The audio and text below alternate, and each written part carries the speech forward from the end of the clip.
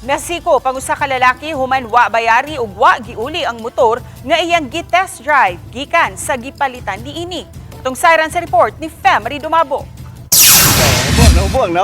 Sikop kining 41 anyos nga notadong mangingilad nga taga-Dakbayan sa Subo nga giilang nga si alias Hill. Kansang modus ang magpakaron-ingnong nga buyer o mga motorsiklo nga gipang post online. Sa dihang magkita na ang suspetsado ang namaligya sa motor, i-test drive kunuhay ang motorsiklo sa suspetsado. Apan di na kini mo balik ngadto sa biktima. Sa miaging semana lang taga Toledo City ang gibiktima.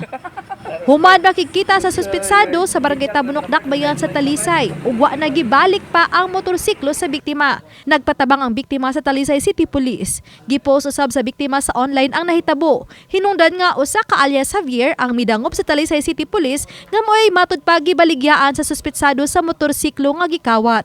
Ug giila niini si alias Hill nga maoy na maligya kaniya sa kinawat nga motor. Panawagan karon sa Talisay City Police sa uban pang nabiktima sa pagduol sa ilang buhatan o sa pagpasaka og kaso.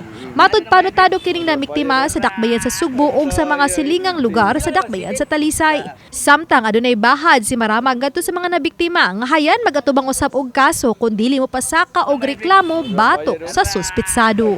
Pwede po na siya nga masulod siya obstruction. Makihapon sila. Abi kay nauli na ang butang or ang kanang mahasulan na, we need to do our part also. We should do our part for the community nga dili na pod ni mahitabo sa lain pod.